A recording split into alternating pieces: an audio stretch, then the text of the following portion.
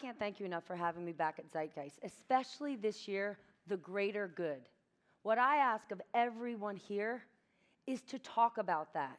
Talk about the greater good while you're here and when you leave here. Because every day we're talking about bad news, and there is bad news, but there's good news everywhere. Every person in this room lives the American dream, has that benefit. So I ask you to spread these messages, spread these words, because if we only allow the negative to take over the narrative, then we are just as bad as we have been in the past.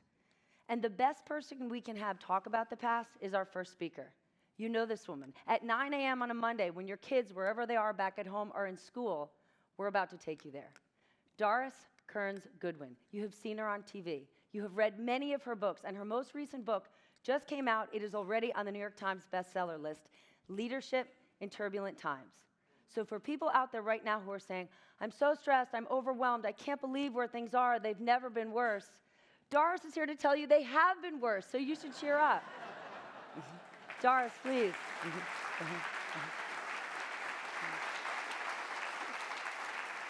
Thank you, thank you. You're welcome, welcome. I know I get asked all the time, where are we? How bad are things? You know the answer better than I do, so tell us. I mean, history can provide a perspective that, no, these are not the worst of times. It is now 5 decades that I've lived with presidents who are no longer alive. I wake up with them in the morning. I think about them when I go to bed at night. I've catapulted myself back into different time periods. It may seem an odd profession to spend one's days in life with dead presidents, but I wouldn't change it for anything in the world. My only fear is that in the afterlife, there's going to be a panel of all the presidents that I've ever studied, and everyone will tell me everything I missed about them, and the first person to scream out will be Lyndon Johnson. How come those damn books on the Roosevelts were twice as long as the book she wrote about me? So come with me on a time machine to the past. Imagine if we're in 1861, and you're living at that time. Your country has split apart. The whole beacon of hope that America might have been, that ordinary people can govern themselves, has been undone. A war that's going to kill more than 600,000 of our fellow citizens is about to begin. Or come with me to the turn of the 20th century, when the values and the violence between labor and management was so at odds, so intense, that there was talk of a coming revolution. Or come with me to 1933 and imagine that there you are with the Depression at its peak. Banking can't even get your deposits out of the banks, and there's a fear that capitalism itself is undoing itself. Or come with me to 1963, when LBJ comes into power, and there's not a clear understanding of who killed him. It could be a conspiracy from the mafia or Cuba, and the civil rights movement was heating up. The civil rights bill is stuck in the Senate, and there's a feeling that the racial divisions will never be healed. So in each one of those cases, however, we had a leader fitted for the time, and the citizens were awakened. And we got through them, and we got stronger than them. So we have to believe in that, and that's what history can do. Perspective, reassurance, even solace from my old history, I'd like to believe. Were those leaders good men? Yes, I think those leaders were good men. And those leaders, more importantly, they, at some point in their lives, the ambition for self became the ambition for the greater good. So it really fits the theme of this thing. Everybody may start out with the ambition for self to want to go forward, but something triggers them. It could be a loss in their life. It could be adversity. It could be just the experience that they have, that they want to use that power for the good. But is that not the overriding fear people have right now? When we went through this last election cycle and we saw a big change and we saw people in the country say, I want something different and the system isn't working for me, we're going to take a different route. And we elected someone who said, I'm not a politician, but who has proven himself to be a brilliant politician in the way that he has risen to power. But do you see a greater good, that shift that you saw with past leaders? Well, I think what we need to look about, the echo from this election in 2016 in history is most marked at the turn of the 20th century. Think of where we were at the Industrial Revolution. It had shaken up the economy much like the tech revolution and globalization have done today. First time a huge gap between the rich and the poor. People in the rural areas felt cut off from people in the cities. A lot of immigrants were coming in from abroad. There was a lot of new inventions that made people feel a little scared, the automobile and the telephone and the telegraph, and a populist movement arose. There was a lot of anxiety, a lot of anti-elitism, a lot of racism, and yet there was a leader, Teddy Roosevelt, who shares a lot of similarities with President Trump. I mean, he loved to be in the center like President Trump. They said about Teddy Roosevelt that he wanted to be the baby at the baptism and the bride at the wedding and the corpse at the funeral. He so wanted to be in the center. He was the kind of person who, when he was in the room, you couldn't not look at him. He had these short, pithy statements. I wish he could come back today. He had these short, pithy statements, just like President Trump's been able to do on Twitter. You know, speak softly and carry a big stick, or, you know, don't hit until you have to and then hit hard. Or he even gave Maxwell House the slogan, good for the very last drop. But he was able to channel that anxiety, that populist feeling so similar to today's, into moderate centrist reform. The square deal was for the rich and the poor, the capitalist and the wage worker. And that's what we need today, somebody who can reconcile the people who understandably voted for President Trump, but who the rest of our country wants to reconcile those with the other people on the other side. He worried a lot that the rock of democracy would founder if people in other regions, other religions, other parties began to see each other as the other. And that was happening before President Trump was elected. That's our major problem today, and we've got to figure out how to bring those sides together. So would you describe Teddy Roosevelt as a rabid centrist? Because what we're seeing right now is sort of the centrists be hollowed out in both parties, and these extremes, whether it's the 6% on the extreme left or the 8% on the extreme right, and it's those in the middle whose voice is being drowned out by the screaming on the side. So if Teddy Roosevelt in spirit shared the charisma of President Trump, is that what we need to see again? Because it doesn't seem that there's anyone filling that role. Yeah, I think the problem with centrists and moderates is they sound moderate. What you really need is a fiery centrist. You need somebody who really believes that there's some path where the majority of the Americans probably sit, who wants to just see problems solved, who doesn't want to wake up in the morning and have new scandals coming about, who doesn't want to wake up in the morning with this frenzied activity, who wants to have some sense of civility back in the language, but they have to want it with the fiery of a spirit. It has to almost be sexy what they want, in the sense that they have to have the same charisma that a person on the left or the right would have, and they have to believe deeply that in a certain sense our country was founded. Old James Madison once said, what are the principles of the country? And somebody asked me, he said, well, the first principle is compromise. And then he thought for a minute, second principle is compromise, third principle is compromise. And it sounds boring perhaps, but it is not boring. It's what this system was founded upon. Do we need to be in a worse place in order to get the center that fired up? Because the truth is, we talk about things are bad for certain parts of the country and people are frustrated, but there isn't a revolution coming, not in the immediate future. There aren't people dying in the streets. We don't have the slavery issue that we once had. And many of these strong, smart, successful centrists in the middle right now are truly tuning out of all of this and saying, and they're becoming pessimists. They're saying, you know what? I have a great life. I'm going to sort of build a wall around myself or my community and tune out. Things aren't desperate enough for the center to rise. That's a really interesting question. I mean, in the 1850s, things were already, I go back to this other time, of course, things were already bad, and the anti-slavery movement was moving slowly forward. But then an event occurred that made people feel we'd really come to the bottom. A South Carolina congressman came to the Senate floor and hit the Massachusetts senator over the head with a cane. He was out of commission for months and months. It wasn't just that incident that mattered, it was how it was viewed culturally by the South and the North. In the South, he was made a hero. Everybody was carrying canes around. They gave him a golden cane. In the North, it finally mobilized the anti-slavery movement. It strengthened the young Republican Party, and it led to Abraham Lincoln becoming president. So sometimes we keep thinking that there's incidents that have happened that'll mobilize that center. And I think we're at a point now where we have to just be careful that what we're accepting as the norm is not the norm. It's not normal for us to be waking up every day and being frenzied about our country. But I do think that there's a moment in time when something will trigger that. And when the people will move forward, we have to reform our political system. We've had an economic revolution, we've had women's revolution, we've had civil rights revolution. Our political system is not healthy. There are things we can do. Franklin Roosevelt once said, problems created by man can be solved by man. So that we know that congressional districts should be redrawn by nonpartisan commissions. There are states that are doing that. We know that money in some ways is the poison of the system. We can do something about that. My own favorite thing I wish we could do, if we are going to make people from different parts of the country, rural and city, feel that they're not the other anymore, is some sort of national service program. Little wonder that our military is the highest institution that people respect, because there's a common mission that crosses party lines. In fact, one of the reasons why I think Congress was so much better in the 60s, 70s, and 80s is because many of them had come from the Korean War or World War II. They stayed in Washington, they played poker together, they drank together. They were friends. They understood that they were working together for the common good, for the greater good, as this would say. So I wish sometimes, and there's certain generals that are out there trying to find a national service program for us at home, where kids coming out of high school would go to a different part of the country, live with a host family, do some work for a year or two, and then go into college with some sort of receiving loans or whatever they need for college, but seeing people from other people's side. That's the key thing that we have to do today. There are answers. That's why I'm not pessimistic. There are answers to this, but we have to awaken. Every change in our country has occurred when there's a movement. The anti-slavery movement, the women's movement, the environmental movement, the gay rights movement. We need a political reform movement. That's what we have to be. It's not working. These debates are stupid.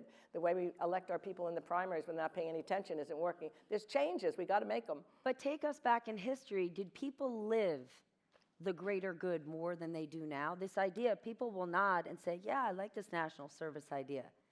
Then if they went home and told their spouse and their 16-year-old, they'd say, yeah, I like that, just not for me. Michelle Obama wanted to put healthy food in every school, and lots of people said, don't tell me how to eat. So as much as these ideas of the greater good are fantastic, are they actually relevant and applicable to Americans in 2018 as they were to Americans in the past? Well, certainly it worked in the past. I mean, soldiers fought in the Civil War for what they believed in. In World War II, soldiers and people gave up their lives for something they believed in. So we've certainly had times when people have done that. One of the problems with us today, I think, is our lives are so fragmented. There's so little time to really focus on the larger goal that's going on. Because we're Google searching all the time? Those YouTube videos? Yeah, you know, those. I mean, one of the things my presidents were able to, I call them my guys because I feel so close to them after having lived with them for so long. But one of the things they were able to do was to find time to think. And I think that's something for all of us that's so important today. We think our lives are frenzied, and yet their lives were pretty busy running the Civil War, the Depression. Lincoln actually was able to go to the theater 100 times during the war. He said when the lights went down and a Shakespeare play came on, he could think about something else other than the Civil War. FDR actually had a cocktail party every night in the White House during World War II, where the rule was you couldn't talk about the war. You could talk about gossip, books you'd read, movies, just so long as he could relax and his mind could expand. And in fact, that cocktail party became so important to him that he wanted the people who would be going to the cocktail party to live in the White House to be ready for it. So his foreign policy advisor, Harry Hopkins, came for dinner one night, slept over, never left until the war came to an end. His secretary, Missy LeHand, is living there. Eleanor's friend, Lorena Hickok, is there. They're all on the second floor of the White House. And the great Winston Churchill came and spent weeks at a time in a room diagonally across from Roosevelt's. And together they thought about things. I became obsessed with the thought of all these people in their robes at night gathering in the corridor. And I'd been up there when I was 24 years old with Lyndon Johnson, but I hadn't thought of asking, where was Roosevelt? Where was Eleanor? Where was Churchill? So I happened to mention this on a radio program in Washington, and it happened that Hillary Clinton, then in the White House, was listening.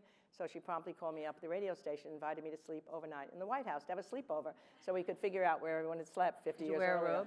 Did you wear a robe? No robes. No robes. But anyway, we figured out Chelsea Clinton is sleeping where Harry Hopkins was. The Clintons were sleeping in Roosevelt's bedroom, and we were in Winston Churchill's bedroom. So I was sure he was sitting in the corner drinking his brandy, smoking his cigar. But the larger point is they took time. FDR went on a fishing trip for 10 days, and he came up with the Lend-Lease idea. We need to take time out of our frenzied schedule to figure out what we need to do to reform our political system. It can be done as long as we believe it can. We have to imagine a different political system, and it's a really pretty serious changes that have to be made. You know, you talk about Abraham Lincoln. The current president often compares himself to Abraham Lincoln, and one thing that they do have in common, they do have high emotional intelligence. The president was able to see where people in this country were hurting, somewhat understand their plight, and go to see them. Where he stopped was showing and feeling any empathy. Right. If you could speak to the importance of empathy or how those past presidents have shown it, because we often say, you know, Hillary Clinton didn't go to those other parts in the country, she really missed the boat. But President Trump goes to those parts of the country, and he truly sets up the circus, shakes a few hands, waves at a couple babies, presents his rally, and then leaves. Can you help us understand historically how other presidents truly went to those places, learned and not necessarily lived the plight of others, but how it became core to them? Yeah, I think the big difference is that campaigning was successful, obviously, for President Trump. But once you're in the government, you have to figure out how to expand your base, not necessarily to stoke the base. I mean, Lincoln would have ordinary meetings with people, could just come into his office in the morning and tell them why they needed a postmastership or a clerkship. He went to the active battlefield more than a dozen times during the war to talk to ordinary people. Teddy Roosevelt took a train all around the country, a whistle-stop train. I so wish our presidents would do this today. 6 weeks in the spring, 6 weeks in the fall, that he would talk to people, listen to their complaints. He'd go to rural areas as well as cities. And then as the train would pull away, he would wave for hours to people standing on the little road crossings. At one point, he's waving frantically at a group, only to find a rather cold reception until he's told he's waving frantically at a herd of cows, given his nearsighted direction. But the most important thing, I think, when I think about Abraham Lincoln, what was different from Lincoln and is so important for us today is from the time he was young, he had a dream that somehow he would achieve power and he could then make a difference in other people's lives. And that's what made him the person he was. Even when he prosecuted the war, on the last days of his life, he was figuring out the reconciliation with the South. He knew that he had won. No triumphant message does he deliver. Instead, he talks about the sin of slavery was shared by both sides. Both sides read the same Bible. Both prayed to the same God. Neither's prayers were fully answered. So he was already moving toward reconciling us back together again because he was empathetic toward the South as well as to the North. And that's what made him last in time. I was so thrilled to find an interview with the great Russian writer Leo Tolstoy given to a New York newspaperman at the turn of the 20th century. And he showed how far Lincoln's name had reached. The dream Lincoln had that he would somehow stand the test of time and be remembered after he died had been realized. Tolstoy said he had just come back from a remote area of the Caucasus. They're a group of wild barbarians, and they've never left that part of Russia. They were so excited to have Tolstoy in their midst. They asked him to tell stories of the great men of history.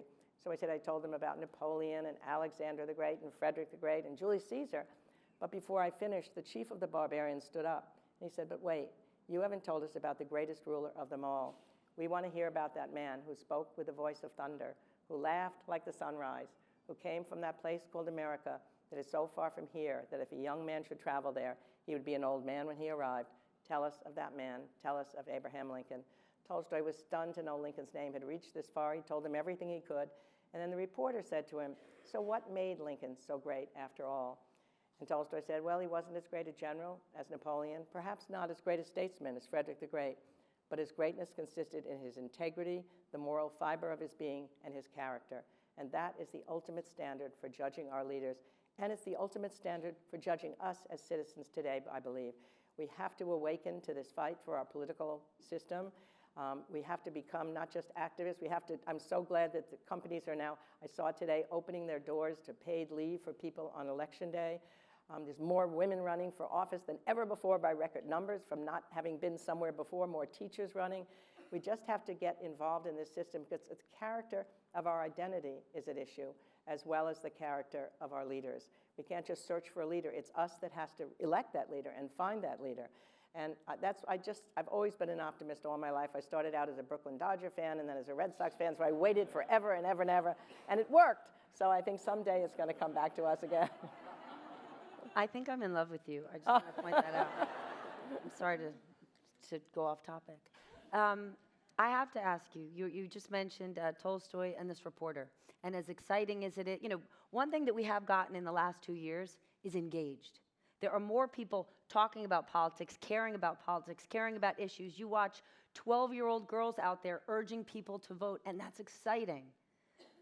But something else that's happening that is very different from what we've seen in the past is a president who's calling the free press the enemy of the people. And he's not just calling it, he has changed this narrative and people believe it. I think of the last 48 hours, right? Absolutely. The president has lied 5,000 times. And while he likes to say, there's a negative bias against me, when the president is being fact-checked real time every day and people saying, golly gee, Mr. President, you're a liar, that feels awfully negative, but it's not, it's just the truth. But what people think is the truth isn't anymore. Speak to this war, essentially, that the president has created between himself and the past and how different that was historically, because there's no president who loves the press. No, they all get pissed off at the press every now and then, of course, but they haven't create really. Partnerships. But they have to create a partnership. In fact, Teddy Roosevelt wrote a memoir about the Spanish-American War, and a famous journalist did a review of it, and he made fun of it because he said Teddy so wanted to be in the center of every action of the war that he should have called his book Alone in Cuba. So everybody's laughing at him. What does he do? He writes to him publicly and says, I regret to tell you that my wife and my intimate friends absolutely adore your review of my book. Now it's up to you. I want you to meet me. And he made a partnership with the press. He needed the press for investigating the corruption in the system at the time. The idea that the press is the enemy of the people is so against what our democratic system is about. It's the fourth branch of government, and it's been essential to us at every moment of our history. And I think that is a difference right now. Without a shared political truth, with alternative facts, with lies, with fabrications, with things that get repeated 5 times, and then somehow they're true because they're repeated 5 times. Because then they're written about. And everybody falls into following this every day. So we have to figure out what is true and what is not true. The press is still doing an amazing job under the assault that it's on. Think of what the press has been doing during this period of time. They've done a lot of investigations, things are coming forward, and citizens know underneath. You know when somebody's not telling the truth. We have to trust our own instincts, I think, and we've got to figure out, as I say, how to make it possible. It was terrible in the 1850s when you only had the partisan press, so it was as bad as it is now. You didn't have national newspapers then. You would only read your party newspaper. So if Lincoln's in a debate with Douglas, and they would say in the Republican newspaper, he was so great, he was carried off on shoulders of everybody. In the Democratic newspaper, it would say, he was so terrible, it was so embarrassing, he fell on the floor, and they had to carry him out. It's the same way today. Yes, but then it's changed. National newspapers came into play, fact-based newspapers, and then you got radios that came into play, and FDR could talk on the radio. 80% of the people would be listening in their living rooms. They would hear a shared political truth. You had 3 television networks. The same thing would happen. And then the media got divided, and we got social media. There's going to have to be able to figure out a way of how we need to look at different stations. We need to figure out where we come on this. It's bad, but it's not that bad. And you're I swear optimistic. it was worse when I lived in those other times. But sometimes I guess I'd rather be back there only because there was a sense of camaraderie and forward movement, and then maybe I'd be fighting for the Union Army. Wow. All right, we have time for one question, unfortunately, because I hogged all your time, because I told you I fell in love in the last 20. Let's go with a shout-out. All right. So I love your optimism, but I'm going to give you a pessimistic question. Is there an analogy between us today and the Roman Empire, the decline of the Roman Empire? We've got a Senate corrupted by money. We've got a president who thinks he's an emperor. We've got we're invading countries where it used to be that we were liberators, and now we're just kind of killing masses of people. We've even got lead in our pipes. Whoa. I suspect, sir, you know more about the Roman Empire than I do, so I will cede you that ground. But I do think the only thing I think is to look at the past or to look at labels for what's happening now. The most important thing is not be able to expand what people are going to do to work with us. That's why I don't like to call people fascists or dictators. We may reach a point where the rule of law is being undone, and then we have to speak out about that. But I think it's most importantly, we just have to expand the base of people who want to reform what we have. I mean, they always say about a democracy, it's the best system in the world as long as you can keep it. And I still believe it is. I still think that's the end. We just have to agree, how many people in this country would rather live in some other country? Just remember that. Or live in the Roman Empire. Or even me crazily saying I might want to live in one of those other times so I could be with one of my guys who was a great leader. I'll still choose today. And as old as I am, I just hope I can live to see that system get better and better. And I think we've almost reached that point where it's going to happen. Well, we are so lucky that you chose to be here today with us. Thank you, Doris. You're very welcome. Thank you. Thank you.